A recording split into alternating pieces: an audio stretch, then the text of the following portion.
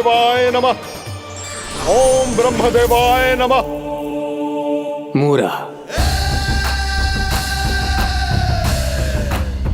प्रणाम ब्रह्मदेव। तुम्हारी तपस्या सफल हुई। बोलो, तुम्हें क्या वर चाहिए? सृष्टि के रचयिता ब्रह्मदेव, कृपया मुझे ऐसा वरदान दीजिए जिसकी सहायता से मैं त्रिलोकी विजयी बन जाऊं और कोई देवता मुझे पराजित ना कर सके। यहां तक कि देवताओं के रक्षक, सृष्टि के संचालक भगवान श्री विष्णु के लिए भी मैं अपराजय रहूं। तथास्तु, तथास्तु, तथास्तु। प्रणाम ब्रह्मदेव।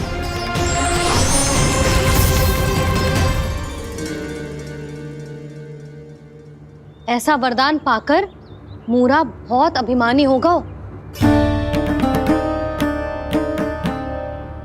यक्षों, किन्नरों, यहाँ तक कि देवताओं को भी युद्ध के लिए ललकारने लगो, पर किसी ने भी उसकी ललकार को स्वीकार ना करो, क्योंकि सभी उसकी शक्ति से बहुत भयभीत थे और उसके सामने युद्ध किए बिना ही अपनी पराजय स्वीकार करने लगे और फिर दंभ में आके उसने स्वर्ग लोक पर भी आक्रमण कर दिया और देवराज इंद्र तक को चुनौती दे डाली।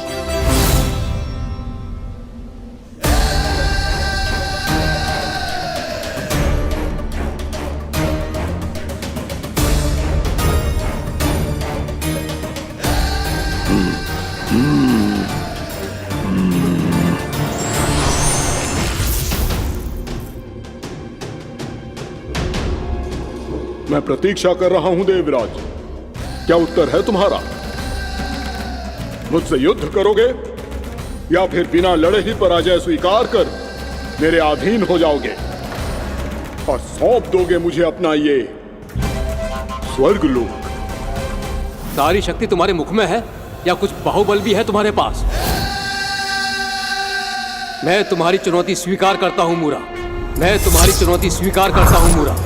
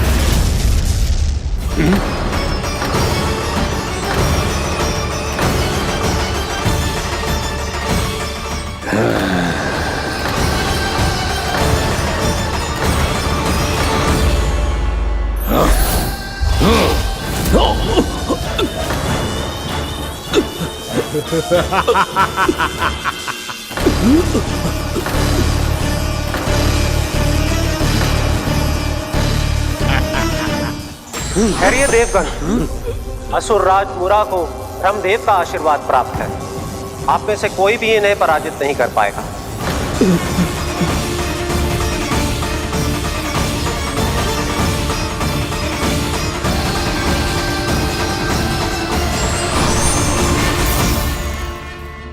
एक अवसर और देता हूं देवराज, युद्ध या अधीनता, क्या उत्तर है तुम्हारा देवराज?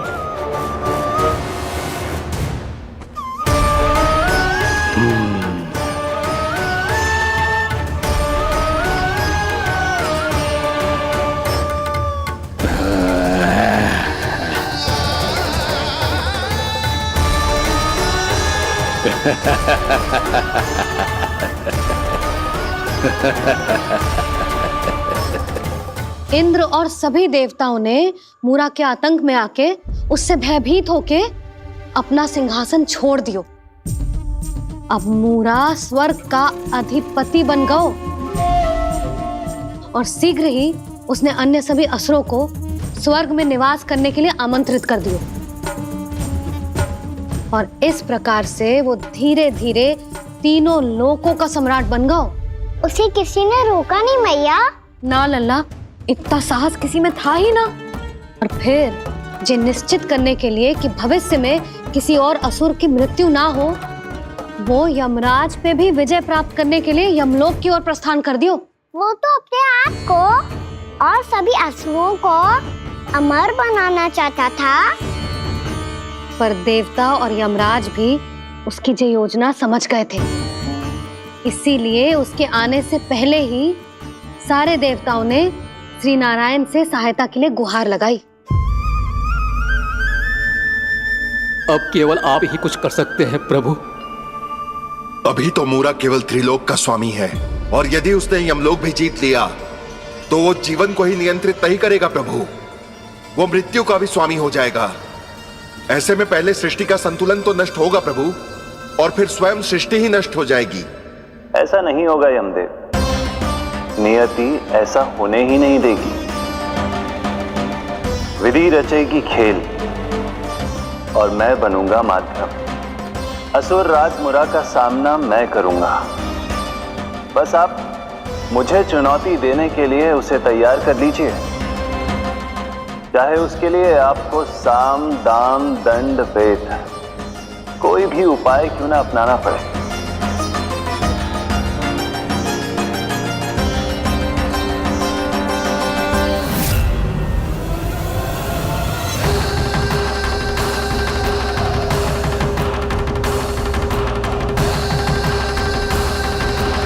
आप तो मेरी प्रतीक्षा में पहले से ही खड़े हैं यमदेव। तब तो आपने मेरी चुनौती के बारे में भी सुना ही होगा। कहिए, क्या उत्तर है आपका? मेरा स्वागत करके अपना राज्य त्यागेंगे या मेरा सामना करके अपने प्राण? असुर राज मुरा का सामना मैं करूंगा। बस आप मुझे चुनौती देने के लिए उसे तैयार कर लीजिए, चाहे उसके लिए आपको साम दाम दंड भेद कोई भी उपाय क्यों ना अपनाना पड़े।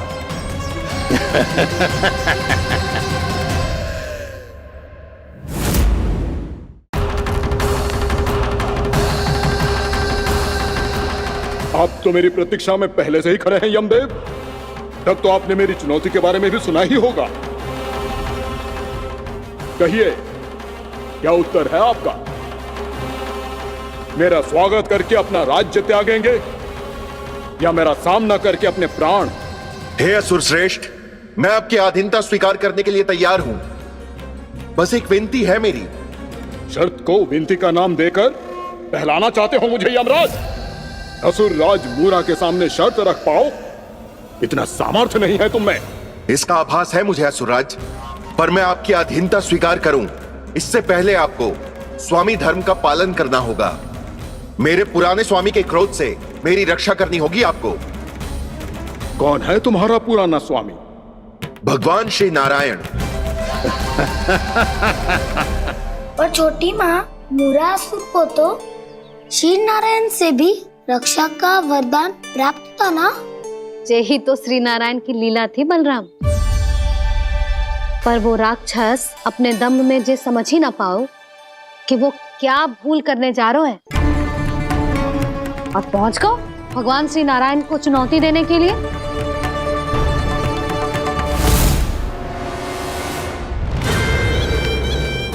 वहीं ठहर जाओ असुर राज मुरा।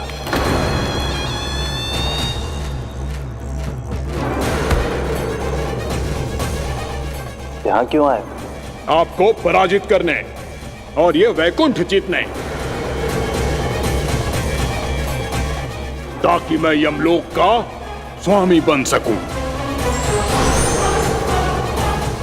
फिर आओ, युद्ध भूमि में मेरा सामना करो।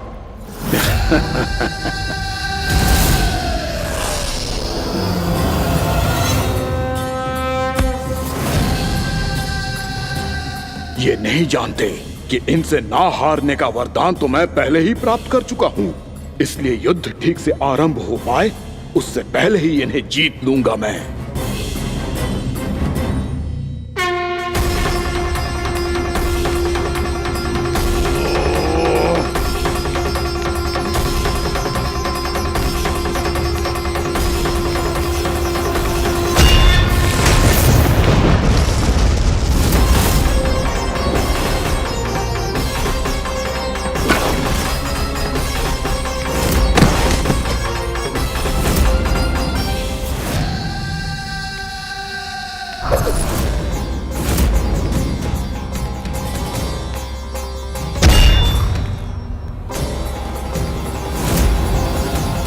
और इस प्रकार ये युद्ध वर्षों वर्षों तक चलता रहो।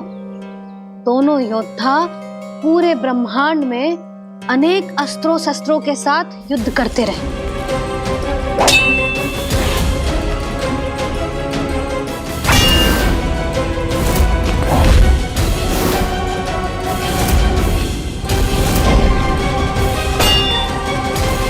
फिर क्या हुआ मैया?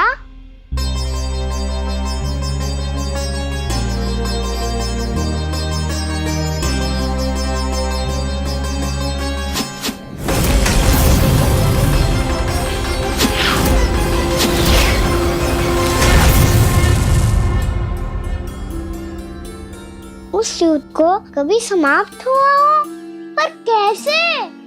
शीघ्र ही वो राक्षस थक गौ लल्ला।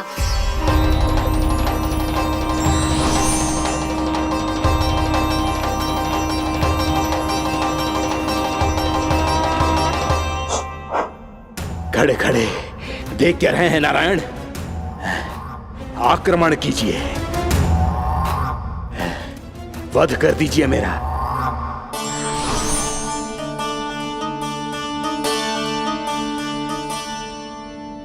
मैं तुम्हारी वीरता से प्रभावित हूं, इसीलिए इतनी थकान की स्थिति में मैं तुम जैसे वीर पर आक्रमण नहीं करूंगा। जाओ विश्राम करो। यदि फिर से युद्ध करने की इच्छा हो तो तुम्हारा स्वागत होगा।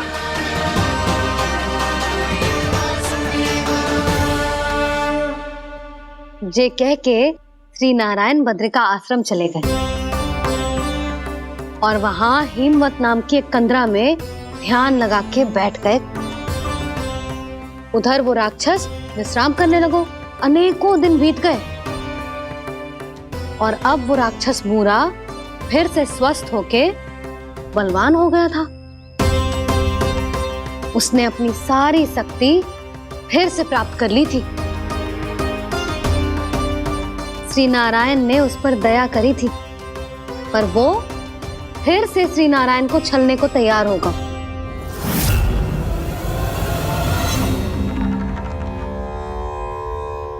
ध्यान में बैठे बैठे श्री नारायण योग निद्रा में चले गए,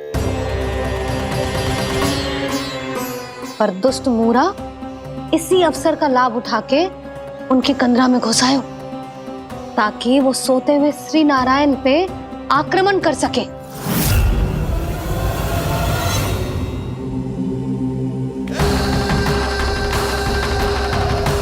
आज इस लंबे युद्ध को जीतकर अपने इस अंतिम शत्रु का भी अंत कर दूंगा मैं।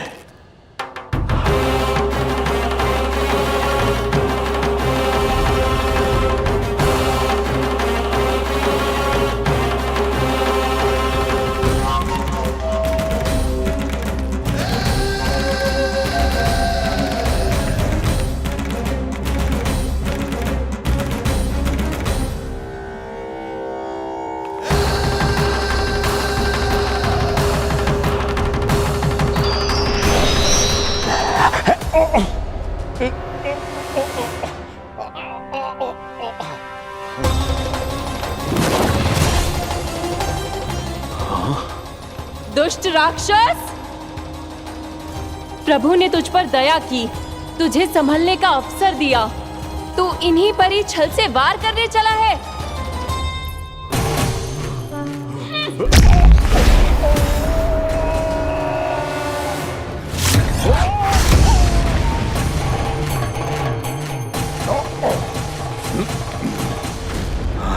मैं अजय हूँ, मुझे कोई पराजित नहीं कर सकता। ब्रह्मा का वरदान है मुझे। तूने नारायण से अपराजय होने का वरदान मांगा था मूर्ख, उनकी शक्ति से नहीं। ध्यान से देख, मैं तेरी मृत्यु हूँ, मृत्यु।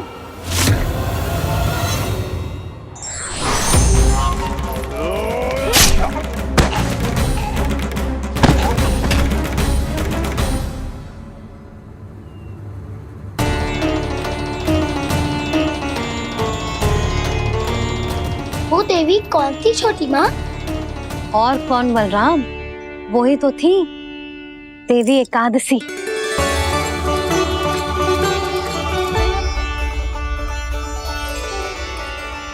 मुझे क्षमा कीजिए प्रभु, आपकी आज्ञा के बिना ही युद्ध करके आपके शत्रु को मृत्यु के घाट उतार दिया। क्षमा नहीं, आपकी तो प्रशंसा होनी चाहिए देवी। असुर राज को मारकर आपने सभी देवताओं को मुक्त करवाया है।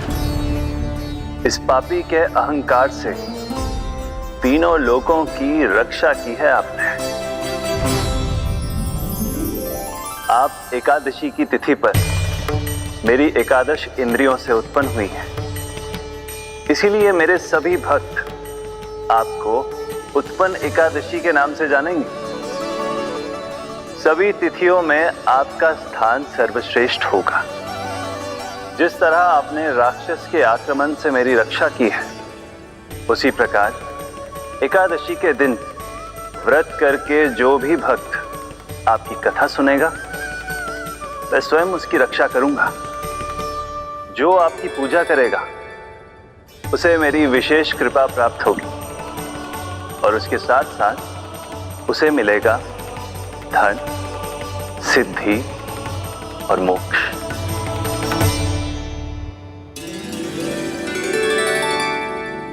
इसीलिए आज के दिन व्रत रखने का बहुत अधिक महत्व होता है। बोलो एकादशी मैया की जय। बोलो श्री नारायण भगवान की जय।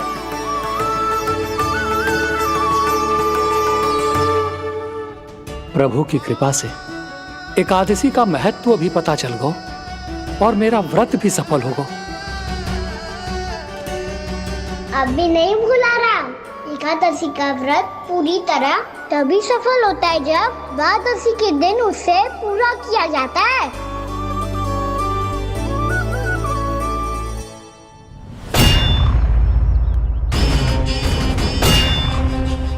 आवश्यक है आपको यह आभास होना कि उस विष्णु अवतार को पराजित करने के लिए आपके साधारण योद्धाओं में वो सामर्थ्य नहीं है।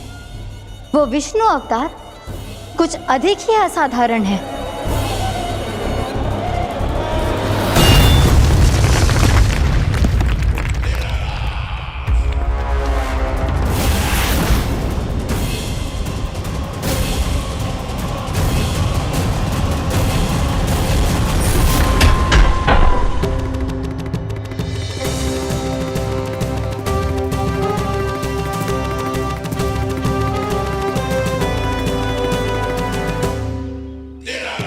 अब मैं दिखाऊंगा उस विष्णु अवतार को असाधारण शत्रु क्या होता है।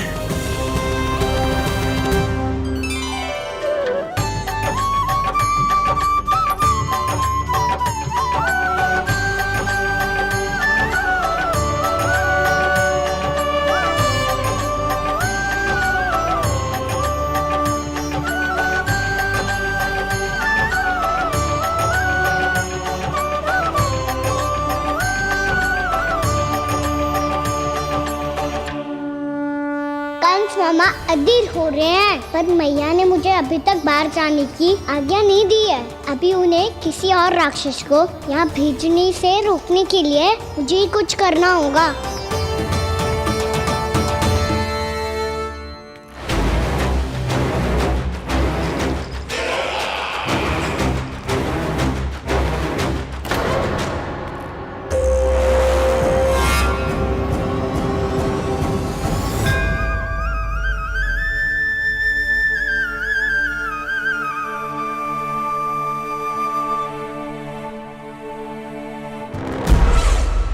कौन हो तुम?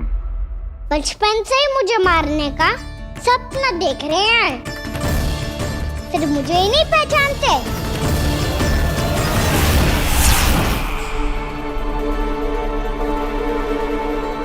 बचपन से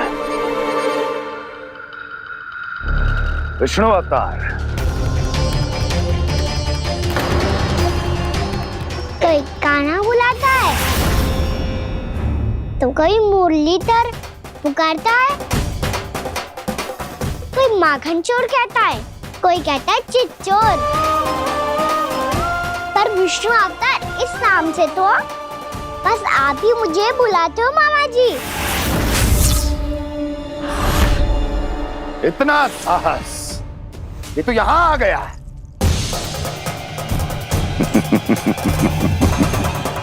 यहां आ तो गया तू विष्णु अवतार, किंतु यहां से जीवित नहीं जाएगा। तेरे इस शीश को तेरे धड़ से अलग कर दूंगा मैं।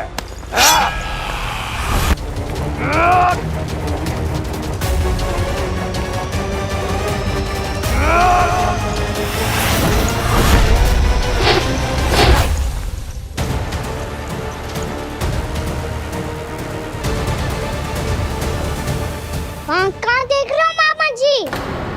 मैं तैयार हूँ।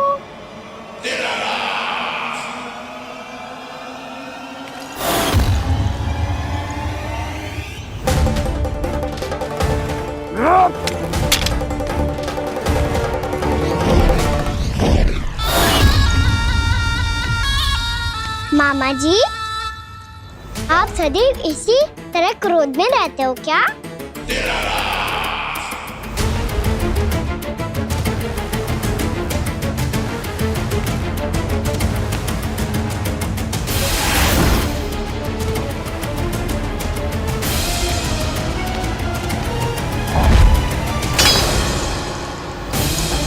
छोड़ मेरी तलवार को। छोड़ो तो तब जब पकड़ा हूँ।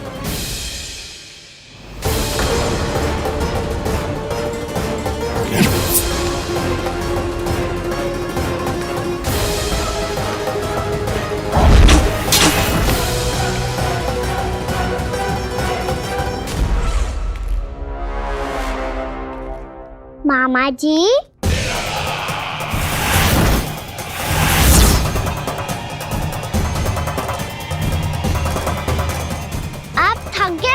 थोड़ा विश्राम कर लो। आपका तो पता नहीं, मैं अवश्य थक गया हूँ।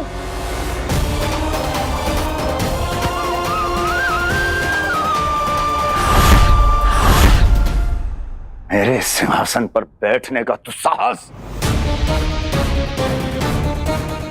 अभी तो बस अभ्यास कर रहा था मामा जी।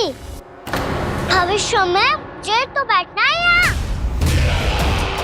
आपने बल प्रयोग करके से अपने पिताजी से छीना था।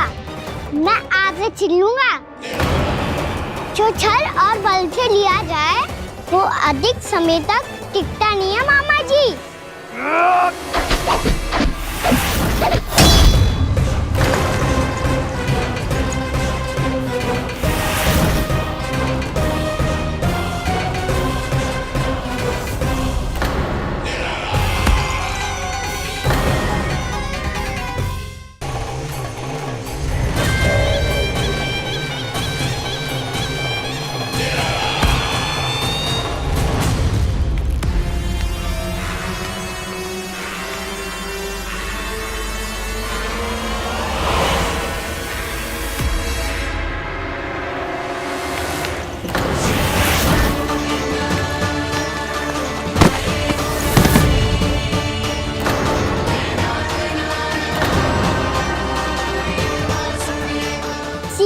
आपको ये सिंहासन छोड़ना होगा।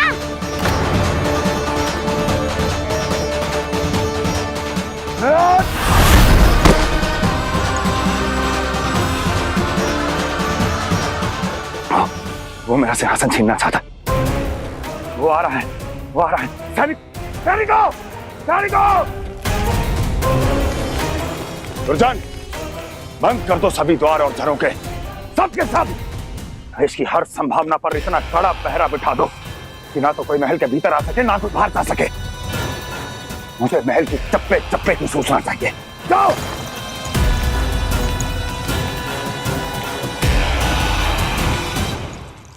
सिंहासन।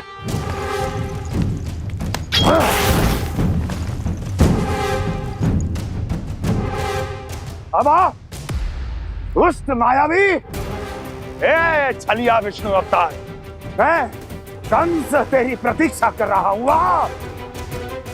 देखता हूँ मेरे सिंहासन पर कैसे बैठता है तू। मुझे तो बस कुछ समय चाहिए था, वो मिल गया। अब करते रहिए आप प्रतीक्षा।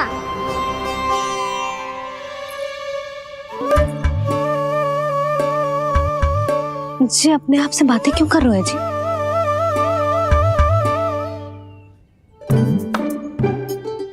आप मुस्कुरा क्यों रहे हो? ना कछु ना। बताओ क्यों मुस्कुरा रहे हो? तुम ही पर गए हैं जी। जब तुम व्रत करती हो तो तुम भी ऐसा ही करती हो। इसी प्रकार भूख अधिक लगने पर अपना ध्यान भटकाने के लिए स्वयं से ही बड़बड़ाती रहती। होगा।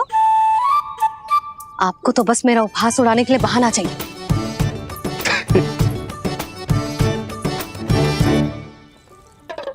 लल्ला, भूख लगी है? ना मैया, व्रत करे तो भूख कैसे लगेगी?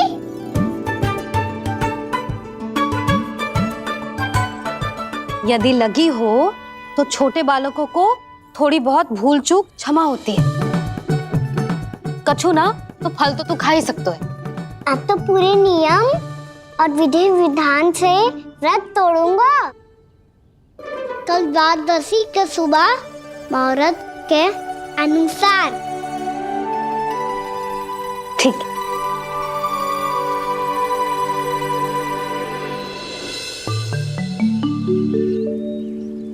लल्ला, एकादशी समाप्त हो गई है, द्वादशी लग गई है। अब तू व्रत तोड़ सकते है। भोजन कर ले। ले।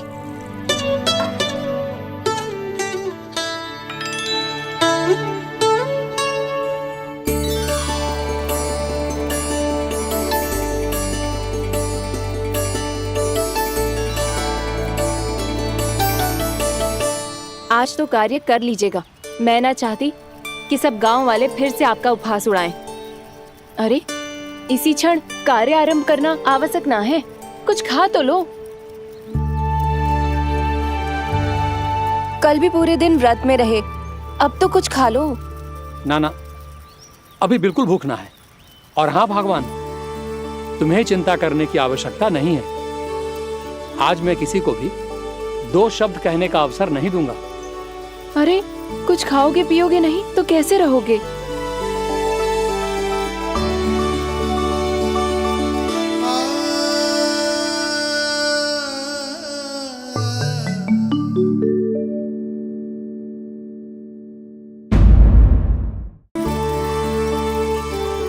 अरे, इसी क्षण कार्य आरंभ करना आवश्यक ना है। कुछ खा तो लो।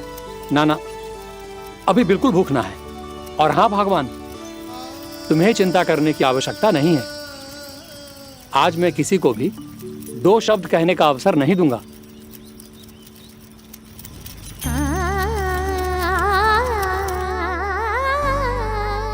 ठहर, मैं तेरे लिए मट्ठा लेके आती हूँ। व्रत के बाद पीने से पेट ठंडा रहता है। रुक।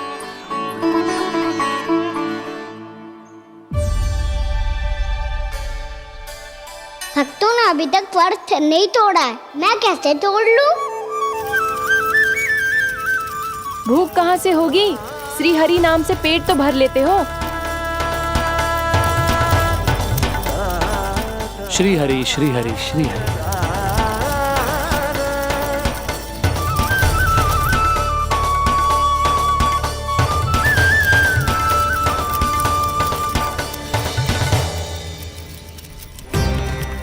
हरि हरि प्रभु हरि, हरि हरि प्रभु हरि, हरि हरि प्रभु हरि, हरि हरि प्रभु हरि। कल से अन्न का एक दाना ना गो है पेट में। अब क्या व्रत तुड़वाने भी आपके प्रभु ही आएंगे? अब क्या व्रत तुड़वाने भी आपके प्रभु ही आएंगे?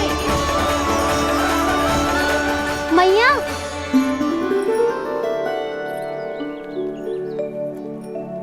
मैया पहले व्रत तोड़ के कछु खा तो लो। अभी ना, लौट के आने के बाद। हाँ,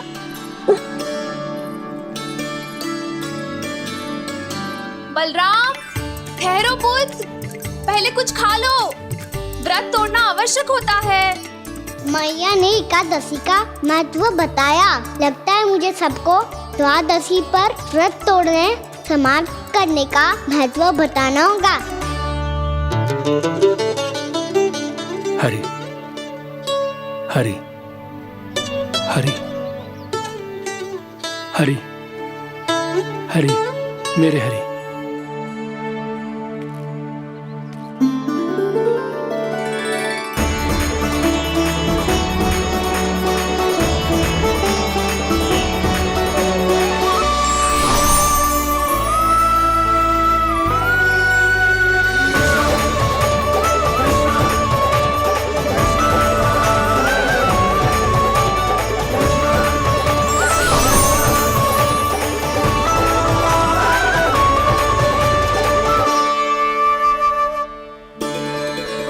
अभी अभी तो मैंने बच्चों की मां को वचन दिया था कि आज किसी को शिकायत करने का अवसर ना दूंगा, और अब मैं प्रभु श्री हरि की कल्पना जसोमती रानी के लल्ला में ही करने लगा। ना ना, ये ठीक ना है।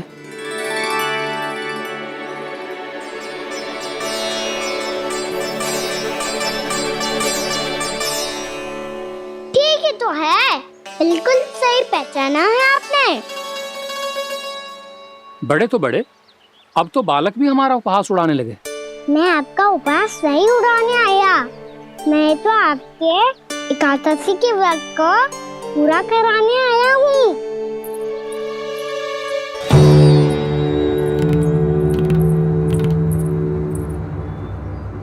कान्हा,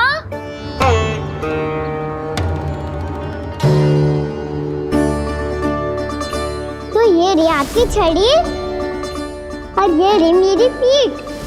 सेक देना ताकत तोड़। आज तो इसकी पीठ सेक के रहूंगी मैं। मैया घर पे भूखी मुझे ढूंढ रही होगी। लो, आज द्वादशी के दिन पहले प्रहर में भोजन करके अपना एकादशी का व्रत पूरा करो आप। धन्यवाद राजकुमार, पर अभी हमें भूख नहीं है। बहुत सारा काम पड़ा है, और अभी थोड़ी ही देर में शंकरी बहन भी अपनी मटकी लेने आती होंगी।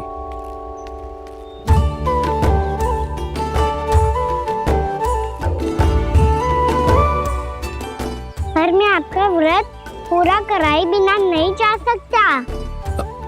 भला क्यों? भक्त भूखा रहे और भगवान खा ले, ऐसा हो सकता है भला?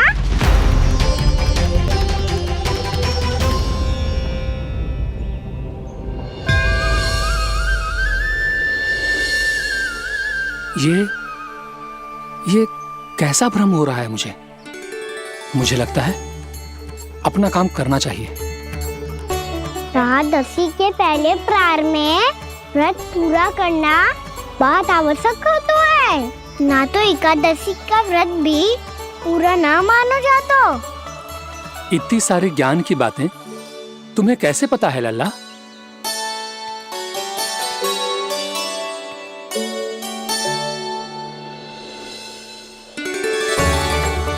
जैसे एकादशी की कथा होती है, वैसे द्वादशी की महिमा भी एक बहुत महत्वपूर्ण कथा है।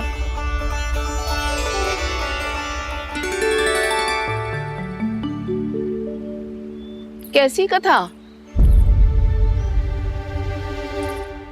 बिल्कुल सही समय पे आई हो आप, क्योंकि आपको ये कथा आपको अवश्य सुननी चाहिए।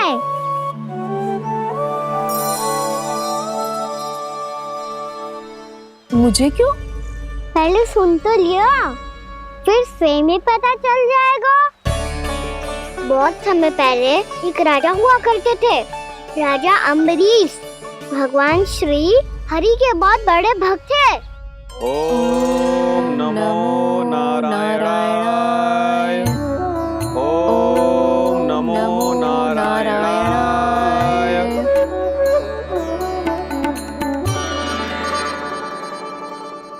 नेक पुण्य के काम करते थे वो। अपनी पत्नी के साथ हरि का नाम जपते रहते थे। उन्होंने 12 माह एकादशी का व्रत करो निर्जल पास किया, और जब उनकी 12वीं एकादशी का व्रत द्वादशी के दिन तोड़ने का समय हुआ, तभी महर्षि दुर्वासा अपनी 100 शिष्यों के साथ उनके महल में पधारे।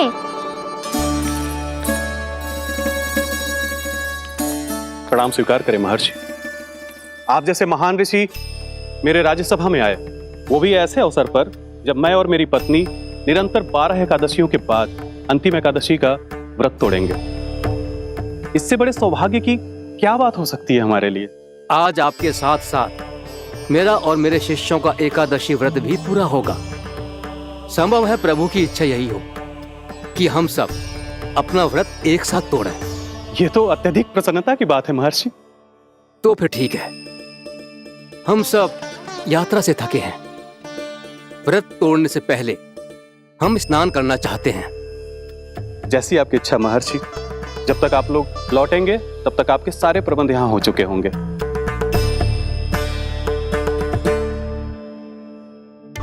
महर्षि दुर्वासा स्नान करने गए थे, पर उन्हें लौटने में विलंब हो रहा था और इधर द्वादशी पर व्रत पूरा करने का मुहूर्त बीता जा रहा था।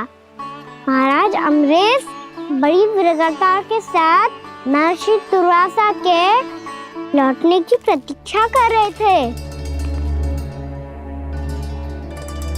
महाराज, व्रत तोड़ने का मुहूर्त बीता जा रहा है। बस कुछ ही समय बचा है। महर्षि और उनके शिष्यों के लौटने में न जाने कितना समय लग जाएगा। मेरा सुझाव है कि आप मुहूर्त समाप्त होने से पहले व्रत अवश्य तोड़ लें। गुरुदेव, हमने महर्षि दुर्वासा को वचन दिया है कि जब तक वो लौटेंगे नहीं तब तक हम व्रत नहीं तोड़ेंगे। इसीलिए मैं उनके लौटने के बाद ही भोजन ग्रहण करूंगा। पर महाराज, मुहूर्त यदि बीत गया और समय रहते हो नहीं आए तो महाराज आपका व्रत पूरा नहीं होगा। महाराज, आपको उसका फल नहीं मिलेगा। महाराज, 12 एकादशियों का व्रत व्यर्थ चला जाएगा। किंतु गुरुदेव, यदि मैंने भोजन कर लिया तो ये तो अतिथियों का अपमान होगा। आप उचित कह रहे हैं महाराज। भोजन के लिए उनकी प्रतीक्षा अवश्य कीजिए महाराज। पर मुहूर्त रहते हुए एक तुलसी का पत्ता और जल ग्रहण कर लीजिए।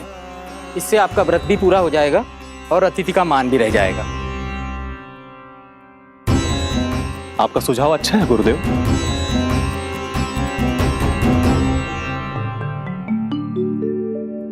जैसे ही महाराज ने तुलसी का पत्ता खाया, वैसे ही महर्षि दुर्वासा लौट आए। महाराज,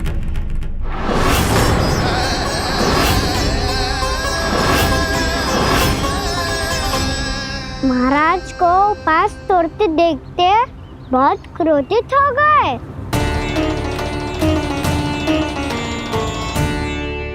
बहुत बड़े भक्त हैं आप, परंतु आप ये नहीं जानते अपने अतिथियों के साथ कैसा व्यवहार करना चाहिए। आपने हमें साथ भोजन करने का वचन दिया था, पर अपना व्रत क्यों तोड़ा आपने? महर्षि, मैंने भोजन नहीं ग्रहण किया। कहीं मुहूर्त न निकल जाए, इस कारण मैंने एक तुलसी का पत्ता ग्रहण कर लिया। 56 भोग खाया हो या एक पत्ता, अपना व्रत तोड़कर अतिथियों का अपमान किया है, मेरा अपमान किया है।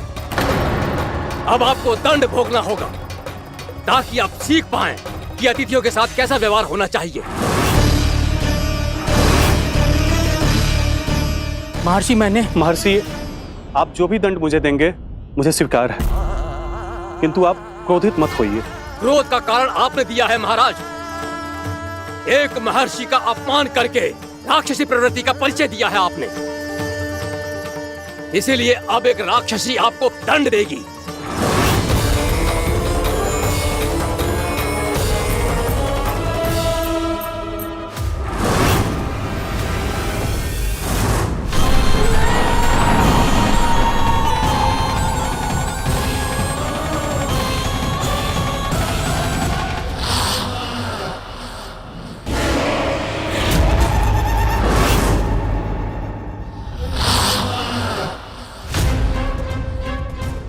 हे प्रभु, यदि मैंने सच में महर्षि का अपमान करने की भूल की हो तो मैं उसका परिणाम भोगने के लिए प्रस्तुत हूं।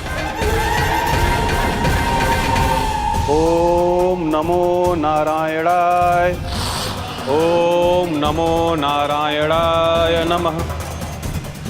महर्षि दुर्वासा को यह आभास ही नहीं था कि महाराज अम्बरीश ने उनका अपमान नहीं किया था, फिर भी उसे अपमान मान के वो श्री नारायण के भक्त पे संदेह कर रहे थे। मैंने भी तो भोला राम की भक्ति पे संदेह किया था।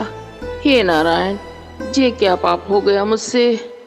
संदेह किसी अपमान से कम ना हो तो, और भगवान सब सह सकते हैं, पर उनके प्रिय भक्तों का अपमान सहन ना कर सकते, इसीलिए उन्होंने हस्तक्षेप करने का निर्णय लिया।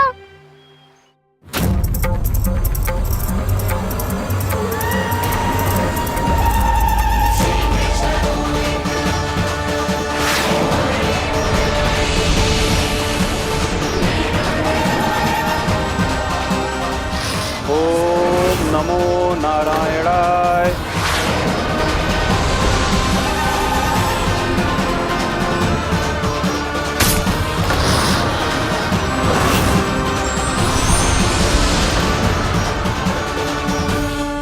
और फिर भगवान का वो सुदर्शन चक्र महर्षि दुर्वासा के पीछे पड़ गया। ये चक्र तो मेरी ओर बढ़ रहा है। ओम नमो नारायणाय। ये कैसे संभव हो सकता है? कोई रोको इसे, कोई रोको इसे।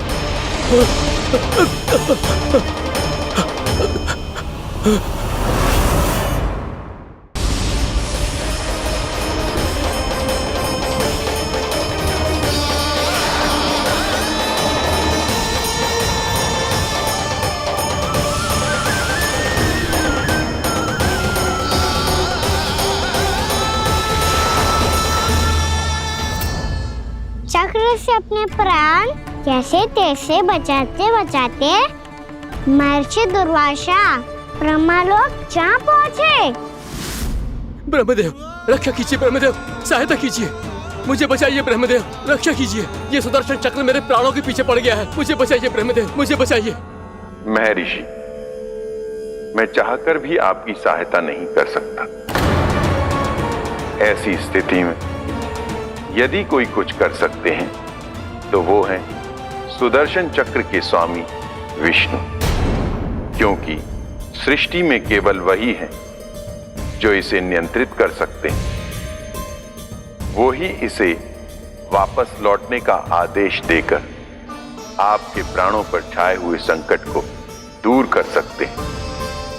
किंतु हां, मैं सुदर्शन चक्र से इतना अवश्य कहूंगा कि जब तक आप विष्णु लोक में पहुंच नहीं जाते, वो आपको किसी भी प्रकार की हानि ना पहुंचाए।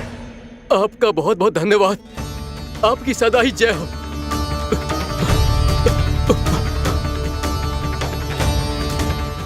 फिर क्या था? भागते भागते महर्षि दुर्वासा सीधे भगवान श्री हरि के शरण में बैकुंठ पहुंच गए। त्राहिमाम प्रभु, त्राहिमाम, मुझे बचाइए, मेरी सहायता कीजिए प्रभु, मेरी सहायता कीजिए। मैं आपके इस चक्र और ऊर्जा से नहीं भाग सकता प्रभु, कृपया करके अपने सुदर्शन को रोकिए, इसे वापस लीजिए प्रभु। यह असंभव है महर्षि।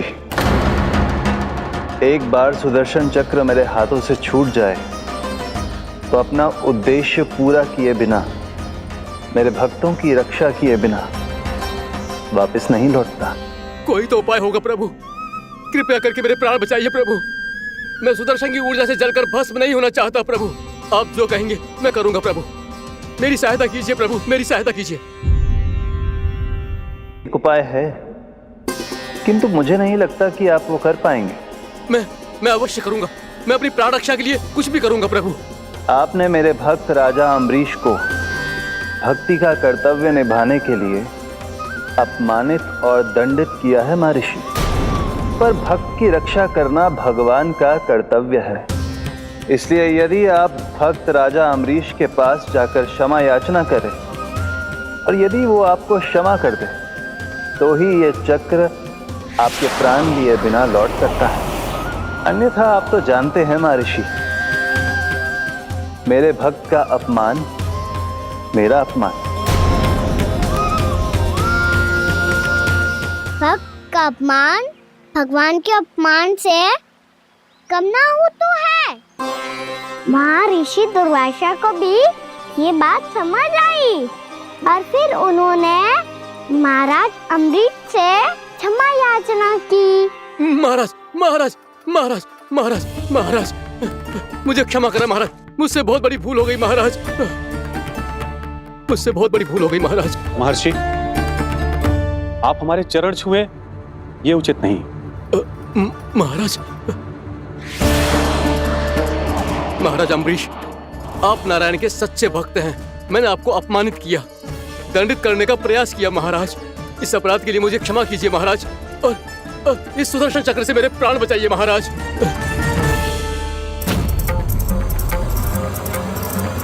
हे महान सुदर्शन, यदि महर्षि के लिए मेरे हृदय में अभी भी वही सम्मान और प्रेम हो जो इनके प्रथम आगमन पे था, तो कृपया आप अपने धाम वापस लौट जाइए।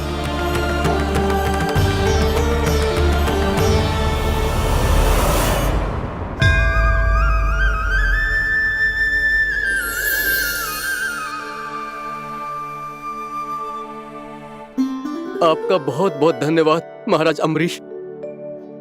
मैं आपको आशीर्वाद देता हूं कि आप देवराज इंद्र के समान शक्तिशाली हों।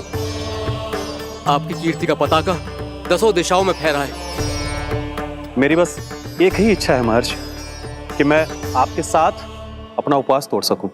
अवश्य महाराज, हम सब भोजन आपके साथ करेंगे और अपने आप को नारायण की सेवा में अर्पित करके व्रत को पूरा करेंगे, क्योंकि आज जो यहाँ हुआ है उससे सिद्ध हो चुका है कि एकादशी व्रत का फल द्वादशी की सुबह भोजन करने से ही प्राप्त होता है।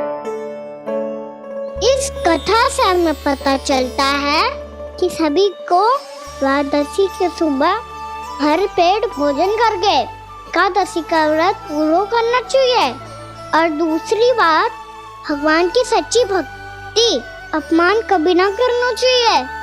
उनके साथ सदैव प्रेम से व्यवहार करना चाहिए। यही भगवान को सबसे अधिक प्रिय है।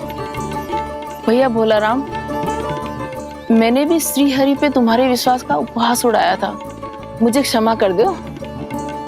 ना ना, आप क्षमा मांगकर मुझे लज्जित मत करो, आप तो मेरी बहन जैसी हैं। जब महर्षि दुर्वासा जैसे महान ऋषि को भी प्रभु के भक्त से क्षमा मांगनी पड़ी, तो मैं तो बहुत ही तुच्छ हूँ। मुझे आपकी किसी भी बात का बुरा ना लगा। पर पता है प्रभु को कौन सी बात कब बुरा रखता है? कौन सी बात? जब उनका भक्त भूखा रहे, समय पे अपना व्रत पूरा ना करे।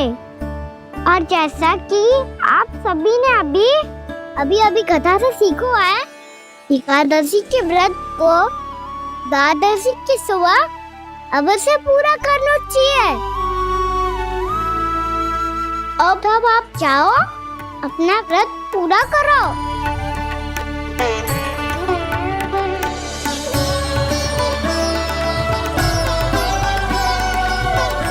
मैं आपके लिए जल लेके आती हूँ।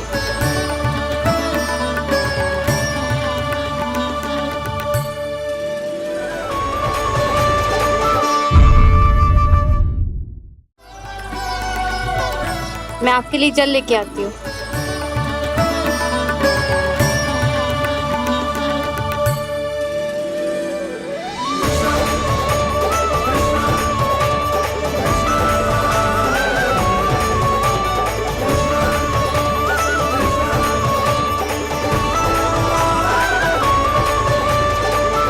ये खाओ।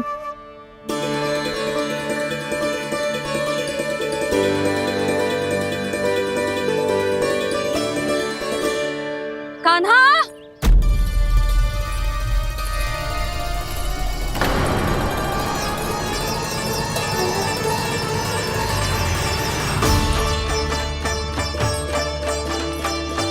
बोलो काका, सिगरेट छुपा लो मुझे, मैया आ रही है, बहुत क्रोध में लगती है।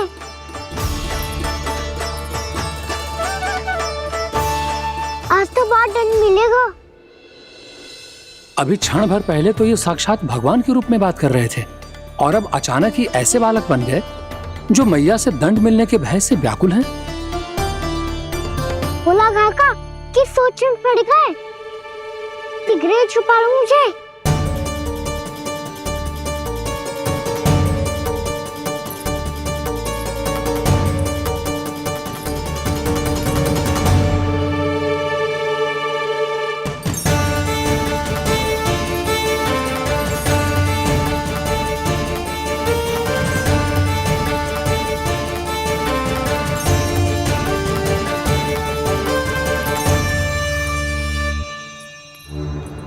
भोलानाथ जी, कान्हा को देखो है क्या?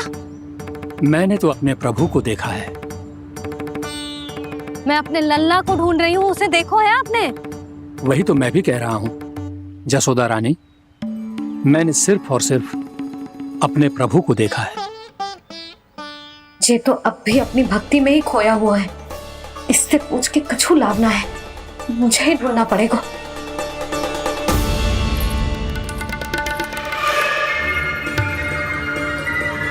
बच गए। संकरी मौसी, कान्हा को देखो है क्या कहीं?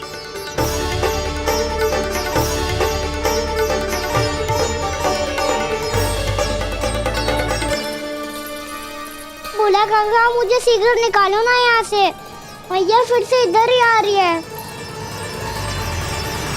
सब कहते थे श्री हरि मेरे घर ना आ सकते। देखो आज प्रभु आ गए, उन्होंने अपने हाथ से मेरा व्रत पूरा कराया। हाँ आते हैं और आगे भी आएंगे हमारे श्री हरि हमसे मिलने और आके मोक्ष देंगे, है ना?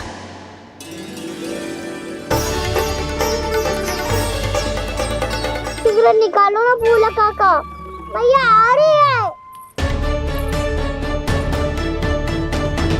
मैं ना निकालूं? मेरा अर्थ है मैं निकालूंगा, अवश्य निकालूंगा, पर तब तक नहीं निकालूंगा जब तक आप मेरी सारी बातें मान नहीं लेते हैं। कौन सी बात? प्रभु मुझे मोक्ष प्रदान कर दीजिए प्रभु। तथास्तु। ना ना ना प्रभु, मेरे साथ साथ मेरे परिवार को भी मोक्ष दे दीजिए। तथास्तु। अब तो निकाल दो, मैया देख लेंगी। ना प्रभु, मेरे परिवार के साथ मुझसे जुड़ी हुई हर वस्तु, जीव जंतु, प्राणी, गाय बैल भैंस, सभी को मोक्ष प्रदान कर दीजिए प्रभु। तथास्तु। प्रभु आप सच में अद्भुत हैं।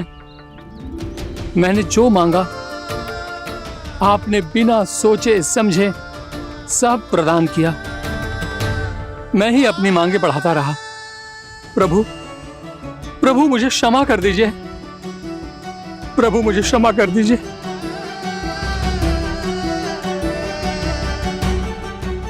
आइए प्रभु।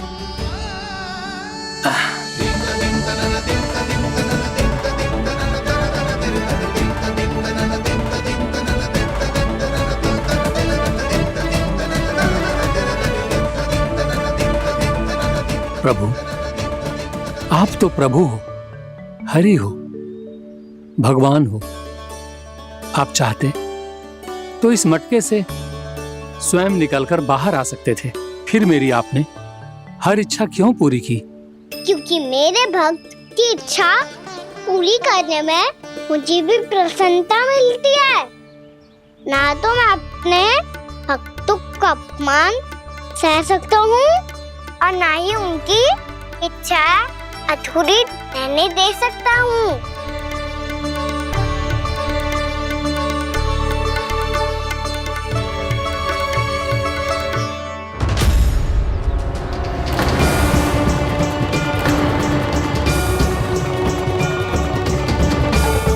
क्या कही थी तूने? हाँ, कि तू फिर से छल ना करेगा। फिर मुझे बिना बताए घर से बाहर कैसे निकलो? क्षमा करना मैया, पर जो आपने सिखाया था मैंने तो उसी का ही पालन करो है। फिर से चतुराई कर रहे हो ना? हाँ, आप ही ने तो कही थी ना, यदि कछु करने से किसी को हानि ना पहुंच रही हो या फिर किसी अच्छे कार्य में सहायता हो रही हो तो आज्ञा लेने की आवश्यकता ना होती।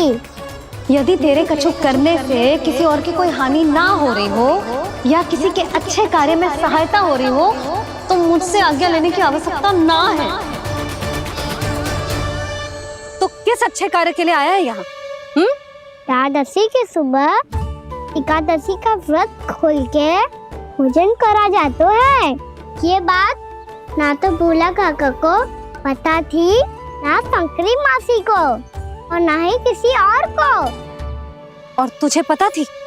हाँ, मेरी मैया ने बहुत अच्छे से सिखाया है मुझे। जैसे कल तूने एकादशी कथा सुनाई थी ना, आज वैसे ही तेरे लल्ला ने सबको द्वादशी कथा सुनाई है। सच्ची यशोदा रानी जी, इसने तो हमारी आंखें ही खोल दी।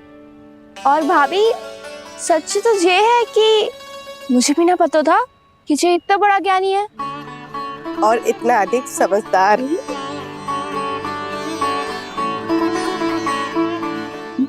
द्वादशी की कथा?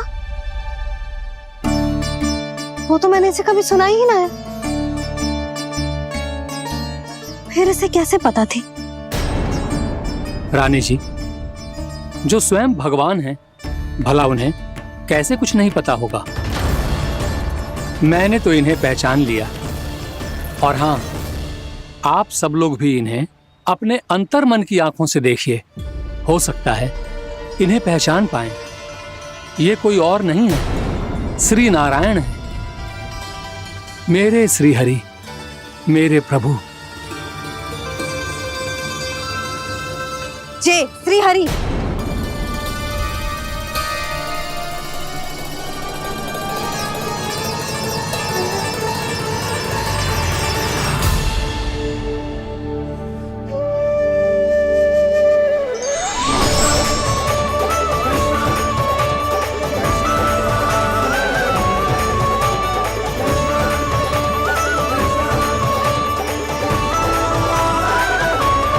ये क्या कर दिया भोला?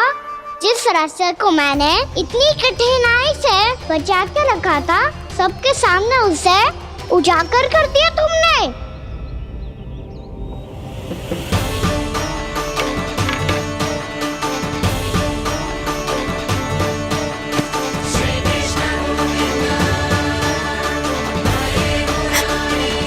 नारायण, नारायण, श्री नारायण।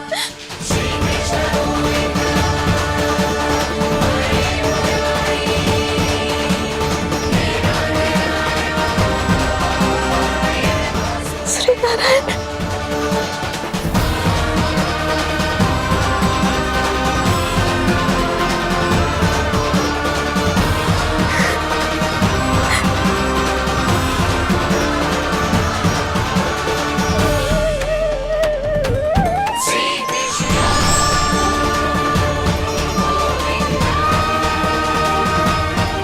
श्री नारायण प्रभु।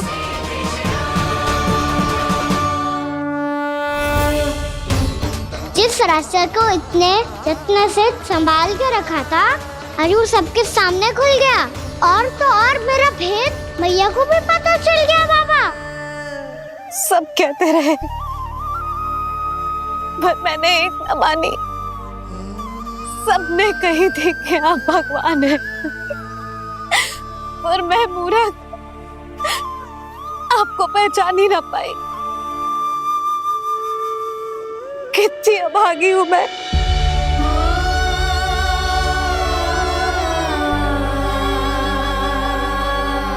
जिस मुंह से मुझे आपकी महिमा गानी चाहिए थी, उसी मुंह से मैंने आपको डांटा है।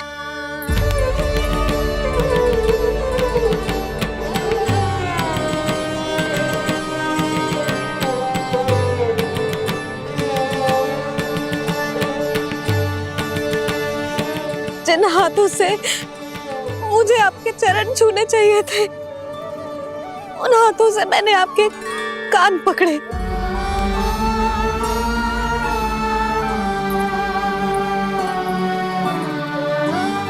मुझे तो आपकी सेवा करनी चाहिए थी प्रभु, और मैंने मैंने आपको दंड दियो, आपको घर से बांध दियो।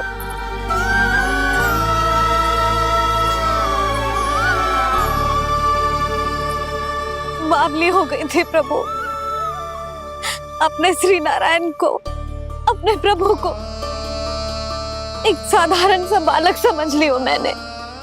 मैं आपके लिए भगवान नहीं हूँ मैया, साधारण बालक ही हूँ, बस आपका लल्ला। बुद्धि भ्रष्ट हो गई थी, भूल पर भूल करती चली गई। आज भी आपके पीछे पीछे छड़ी लेकर दौड़े चले आए।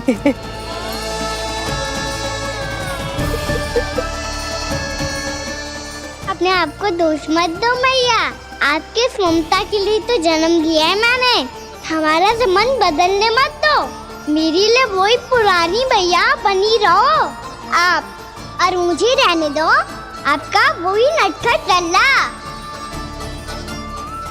मुझे क्षमा कर दो प्रभु, मुझे क्षमा कर दो। बाबा ये कैसा अंत हो गया आज? मैया तो मुझे भगवान मानने लगी, पर मैं इसे स्वीकार नहीं कर सकता। अभी नहीं बाबा, इतनी शीघ्र नहीं। आप ऐसे खड़े क्यों बाबा? कुछ ऐसा करो ना कि मैया फिर से मेरे मैया बन जाए। उनकी दृष्टि में भक्ति नहीं, ममता चाहिए मुझे। कान्हा, मेरे सामर्थ्य में हो तो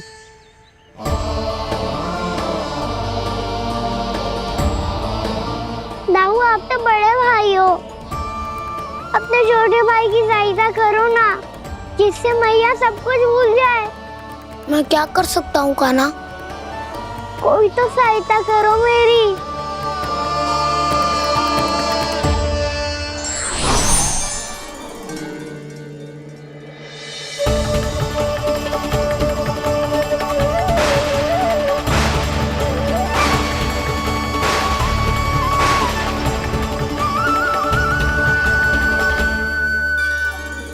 अपने आप को संभालिए प्रभु।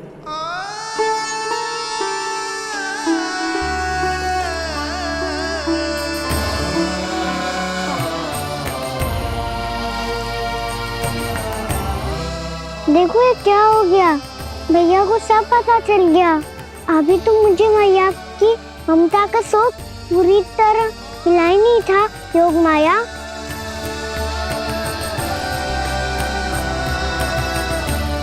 मेरी सहायता करो ना। कितनी अद्भुत है ममता की शक्ति। भगवान को भी एक साधारण बालक बना देती है। बालक की बना रहना चाहता हूँ मैं, नहीं चाहता दिव्य होना, नहीं चाहता भगवान बनना। बस मैया की गोद में रहकर ममता की रस से सेम को भिगोना चाहता हूँ। इनकी डांट फटकार का सुख पाना चाहता हूँ। कुछ भी करे योग माया, पर इन सबको भुला दो मेरा सत्य।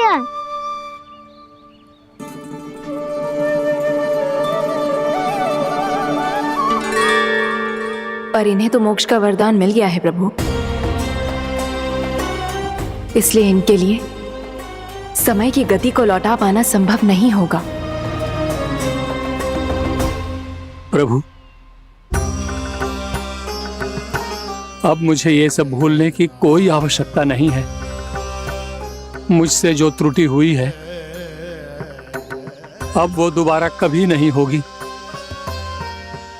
और आज के बाद आपका ये सत्य मैं किसी को नहीं बताऊंगा प्रभु, क्योंकि मुझे पता चल गया है कि आपका यशोमती मैया के लल्ला बने रहना कितना आवश्यक है।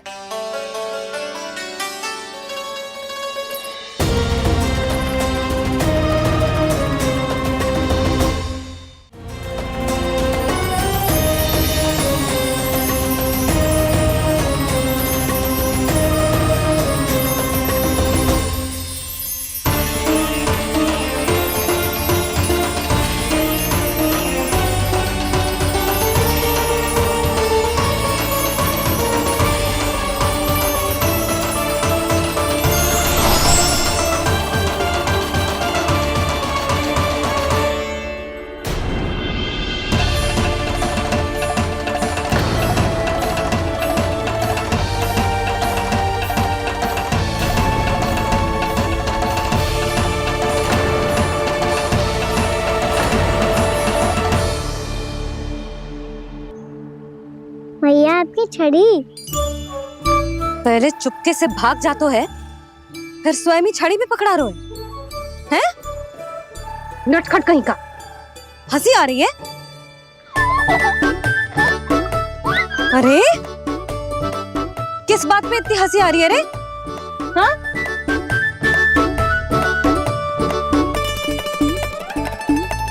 आपकी लीला अद्भुत है प्रभु, और अद्भुत है आपका मैया के प्रति प्रेम। हंसी ना है मैया, ये तो प्रसन्नता है, अपने मैया से मिल जाने की प्रसन्नता। अच्छा, ढूंढ मैं तुझे रही हूँ और तू कह रहे हो कि मैं मिल गई तुझे? तू घर चल लल्ला, अच्छे से पिटाई करूंगी तेरी।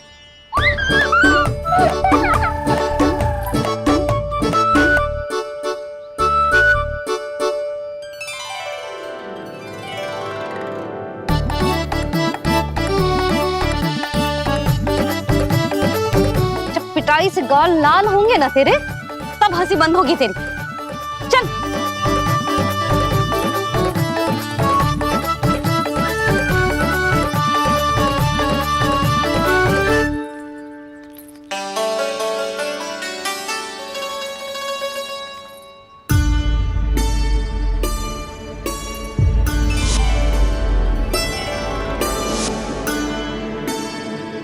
लगता है भैया की और चतन स्मृति वापस आ रही है।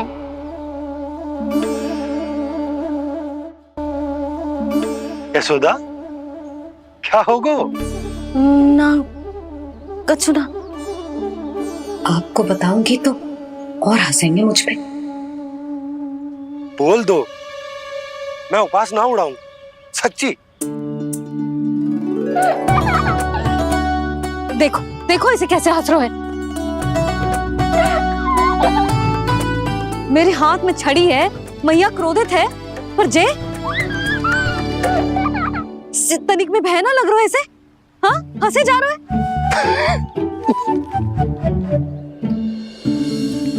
दोनों बाबा लल्ला एक जैसे हो। चल तू, चल चल। दाऊ, आप तो बड़े भाई हो, अपने छोटे भाई की सहायता करो ना, जिससे मैया सब कुछ भूल जाए। सुबल, तू कछु खा क्यों ना रो है? व्रत ही करना था तो बलराम के जैसे कल कर ले। तो कल तो एकादशी भी थी। खाना के बिना कछु करने का मेरा मन ही ना कर। तो बात तो सच्ची है, उसके बिना गोसारण भी ऐसा लगता है जैसे कितना भारी कार्य है, व्यवस्था में करना पड़ता है। सही कह रहे हो तुम दोनों। मैं तो गोपालक भी इसलिए बना था ताकि कान्हा के संग खेलने को मिल जाए। बलराम तो हमारा सगा काम और मुख्य अधिक है।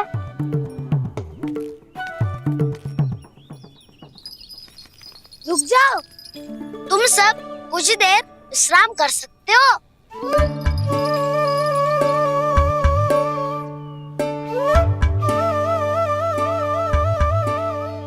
तू बोल।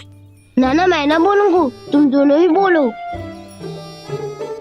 और तुम सबका सखा पहले हूँ और टोली का मुखिया बाद में, इसलिए घबराने की आवश्यकता नहीं है।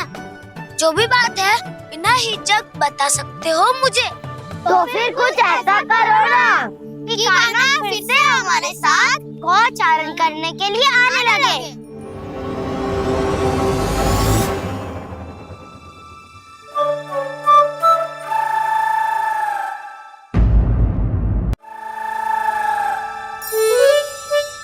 बिना कछु बताए भाग गओ।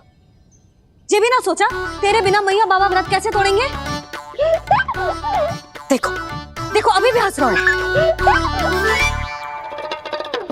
क्या होगा वैसे? रुक, प्रसाद लेके आती हूँ। क्षमा कर दो मैया, पर जैसा आपके लिए ना हूँ वैसे ही मेरे लिए मेरा भक्त, इसीलिए भोला राम का व्रत तोड़वाने जाना आवश्यक था।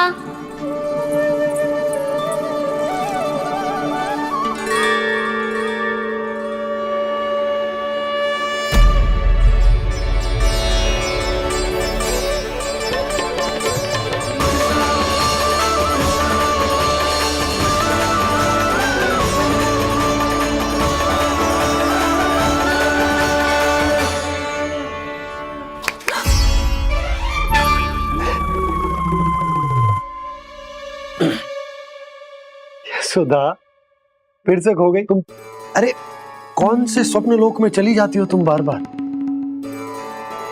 हमें भी बताओ। माया का प्रभाव ममता पर अधिक समय तक नहीं रह पाता प्रभु। अरे बोलो ना यशोदा, क्या सोच रही थी?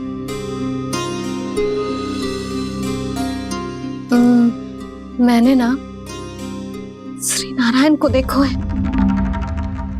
हाँ तो वो तो मैं भी देख रहा हूँ, यही तो है हमारे सामने। ये वाले ना, तो मैंने साक्षात श्री नारायण को देखो है, वो भी अपने कान्हा के भीतर देखो। कान्हा के भीतर? ना मतलब कान्हा और ये दोनों आमने सामने थे। मैं कुछ समझो ना यशोदा। नारायण और कान्हा दोनों आमने सामने थे? ना, मेरे कहने का अर्थ है कि कान्हा और श्री नारायण एक दूसरे के आगे पीछे थे। अच्छा, तो मतलब श्री नारायण आगे थे और कान्हा पीछे था। पर अगर कान्हा पीछे था तो तुमने कैसे देखो? ओहो, कान्हा आगे था, श्री नारायण पीछे थे।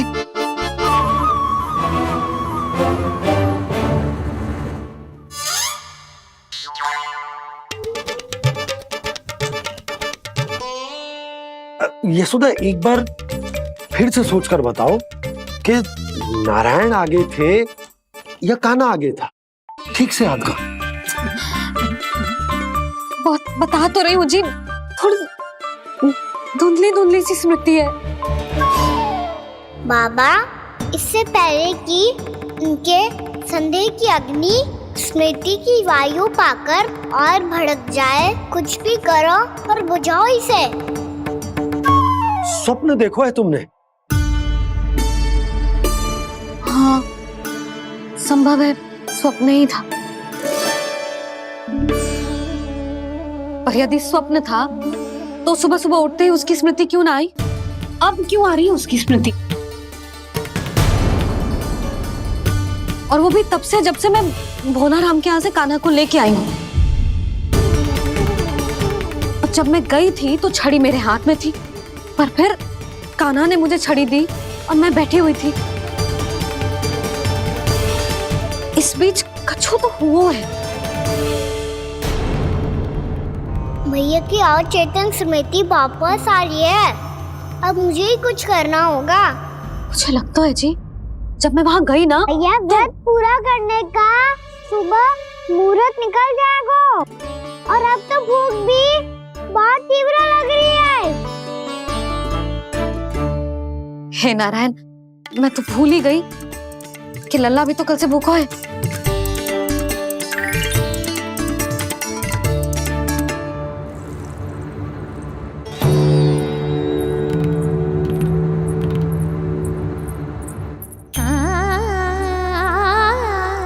ले, खा।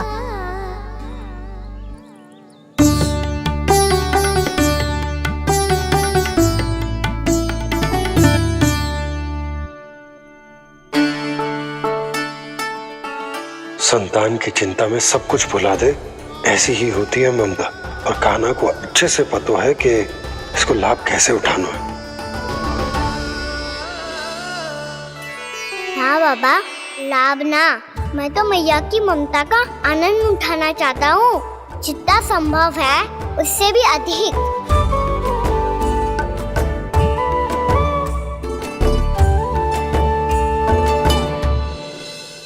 बलराम, कान्हा को फिर से गौचारा लाने के लिए केवल तू ही मना सकते है। तुम में ही वो क्षमता है, हमारी टोली के मुख्य गोपालक जो हो तुम। हाँ, और कान्हा के दाव भी तो हो तुम। हाँ, वो तुमको मना ना कर पाएगा। तुझे छोटा होने के नाते तुम्हारे आदेश का पालन तो करना ही चाहिए कान्हा को। चिंता मत करो सखा, मैं कछु कहूँ और कान्हा ना माने ये तो संभव ही ना है।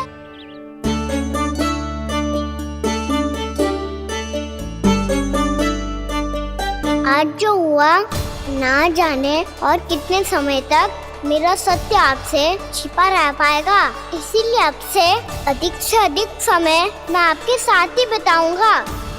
मैंने कह दिया तो समझ लो, पत्थर पे रेखा खिंच गई। कल से कान्हा हम सबके साथ अवश्य आएगा। अपना सारा समय हमारे साथ बिताएगा वो।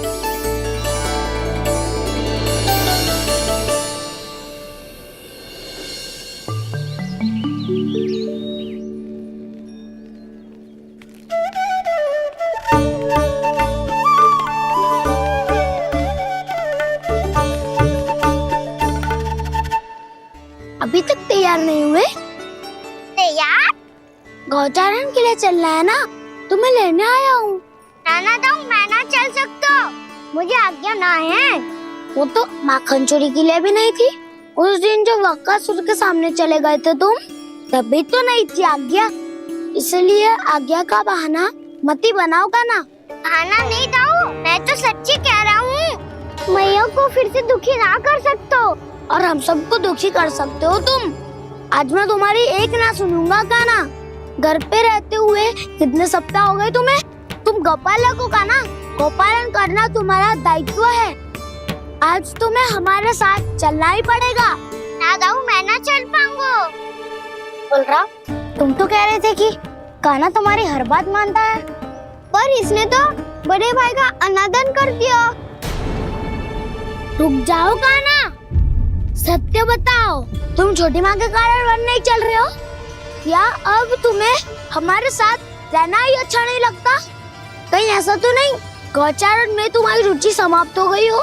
ना दाऊ, ऐसा कछु ना है। मुझे गौचारण की बात प्रिय है और आप सबका साथ भी। तो फिर वन चलने में क्या समस्या है तुम्हें? अपने दाऊ की बात मान लो और चलो चुपचाप। मैंने सबको वचन दिया है कि तुम हम सबके साथ चलोगे। पर दाऊ, मैंने भैया को भी वचन दिया है कि मैं नहीं जाऊंगा। इसका अर्थ है कि मेरे वचन का कोई मूल नहीं है। मैं तुमसे बड़ा हूँ कान्हा, तुम्हें मेरी आज्ञा माननी चाहिए। मुझे भी तो वचन दिया था तुमने। दाऊ, आप समझ क्यों ना रहे? मैंने कहा ना, मैं नहीं जा सकता। रुक जाओ कान्हा।